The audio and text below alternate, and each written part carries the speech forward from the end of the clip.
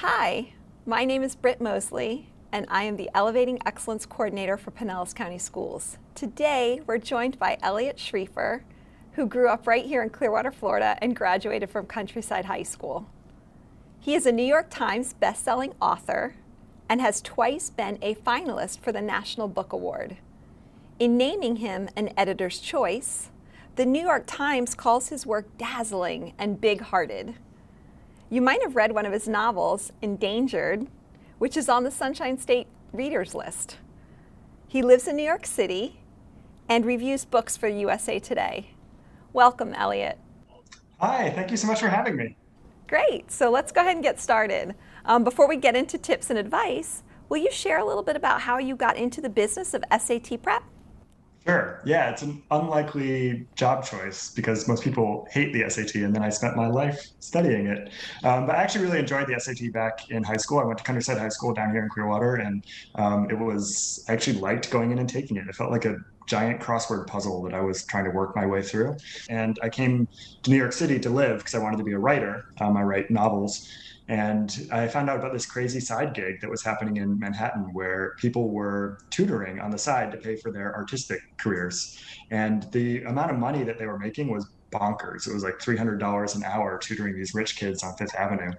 So I did that for a few years. And then I realized, a public school kid from Tampa Bay, never would have had access to these strategies that these kids were having in Manhattan. So I wanted to share them. So I ended up writing a SAT strategy guide called Hack the SAT. Came out over 10 years ago.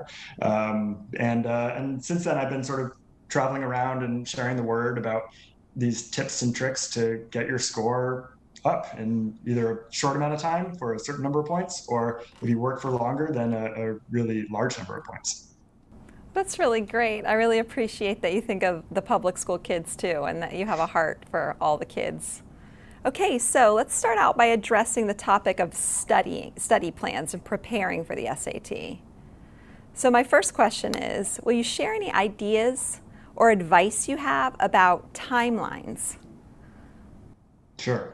Yeah. So I know a lot of us are coming to this at entirely different stages in our life. Some of you are really hardcore ninth graders. Some of you are seniors who are trying to get an extra 30 points to get a scholarship, and you were just trying to hit the wall and it's Tuesday and the test is coming up on Saturday. So let me speak to all that range of audiences. First of all, if you're in middle school, shut off the video and go do your homework. There's really no test prep in middle school that helps for this. And even ninth grade, there's not a lot you can do way ahead of time. It used to be the SAT had a ton of vocabulary on it, so you could start learning vocab words when you were younger, but the test has changed, and so it's not as heavily vocab centered. So I really think test prep can begin in earnest and in full around sophomore year, about halfway through sophomore year. If you're one of those sophomores and you have tons of time, I would recommend watching these videos on the Pinellas County site, which I think are an amazing collection of tips and tricks and strategies that are really helpful. And you can watch them multiple times and you'll get more out each time. If you're at sophomore level or you're beginning your junior year, start with a practice test. You can download them for free online. They're available through this website. And you can take one and see how you do. And then just look at the colleges you're interested in and compare those two numbers.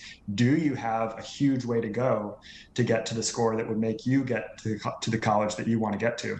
Or are you already ballpark? That can change the way you're strategizing. So ideally, if you want to do the full slate, get as high of a score increase as you can, you are going to do a lot of practice testing if you're spending the whole year. So maybe 10 to 15 practice tests total. That is where I find my students get their utmost score increases, and that's where you can really max out. If you are late to the game or you just don't have a lot of time, you play a lot of sports, and so you can't do all that, you can also look at maybe taking 3 to 5 tests and getting a more moderate score increase.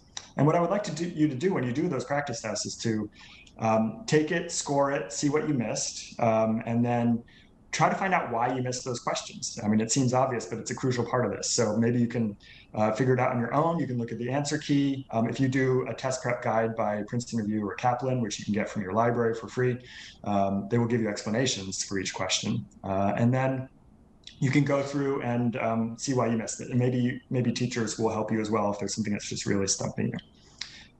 If you are last minute and this is like you only have 2 weeks left for the test, I would really recommend concentrate. First of all, take a practice, because it is going to introduce you to all sorts of things you don't want to be seeing the first time on test day, like what kinds of questions there are, what kinds of time pressures there are, what it's like to try to finish a section in 25 minutes. You need that information definitely before you take the real thing. So no matter what, you need to have taken a practice test. Like, that is crucial. Then you could speed through the videos that are on this site and just to get yourself familiar. And then you just go in and do a Hail Mary and hope your test goes really well. If you're like just have a few weeks and you're just trying to get some points, and I would suggest concentrating on the grammar questions, that part of the reading section, because those are the most easily internalized and adapted to, and you will have the quickest score increase if you work on those questions. If you just have a short amount of time to learn a few strategies and go in, that's the easiest and quickest gains. So it sounds like that old adage, practice makes perfect, rings For a sure. little bit true in this case. Yeah. Okay, so in order to support that work, what about the most heavily addressed topics on the SAT? If you were not able to do that long-term study plan and you were going to kind of limit yourself by having fewer practices, do you have any ideas about what those topics may be? Sure. On the math section, I would say the number one thing that you have to keep in mind is that careless errors are absolutely brutal on SAT math. Because in school, when you do a math test, if you do everything right and you just get one negative sign, like you wrote it too lightly in your pencil and it drops out, and so your answer is the negative version of what the answer is supposed to be, you might get 4 out of 5 points. On the SAT, you've gotten the wrong number as your answer. You have 0 points for that question. So you can make careless errors on every question in a school test and still get like an 85 on that test.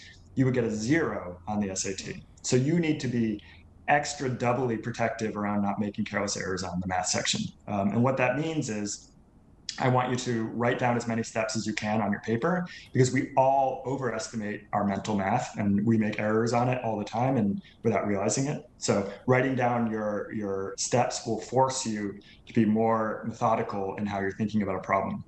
The other thing on math that to prevent careless errors is I would advise you to find your answer, circle it.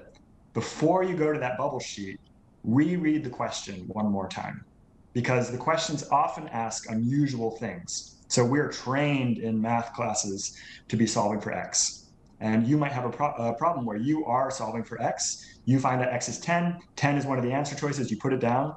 But the question just at the last minute threw in a curve and it said, therefore, what is X plus 4? Like, they just asked for something slightly different.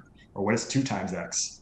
And it's easy to forget that because you read it minutes ago while you're working through the problem. So I need you to pause, go back and reread before you bubble in your math answer choice.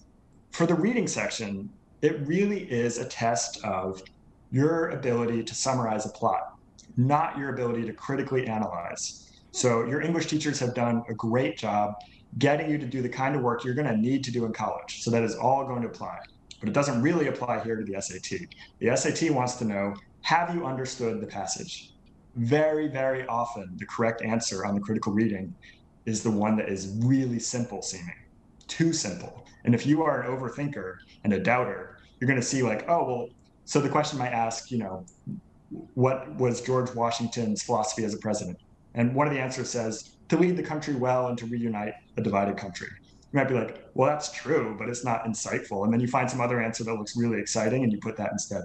But if that answer is simple and true and it matches what the passage tells you, that is the right answer. So do not be afraid to put down a simple sounding answer choice on the SAT. It'll psych you out. They are really good at coming up with fancy sounding answers that would make you sound like the smartest kid in the class, but that are actually wrong. They get something wrong. So just stick to your guns. And the way you really stick to your guns in the critical reading around this rule is you read what the question is asking, you come up with your answer first. I have my students literally cover up the answer choices so they're not swayed by what the test makers put as the answer choices. You come up with your answer for the question. So if it says in line 10, the word plagiarize most nearly means you would think plagiarize. Okay, that means like copying work. So you settle on that, and only then do you look at the answer choices. Otherwise, you will be swayed. If you just think like, okay, I kind of get what's going on here. I'm just going to start looking at the answer choices and see if something jumps out. You're doomed. Don't do it that way. You must have your own answer and only then look at the answer choices. That is absolutely crucial.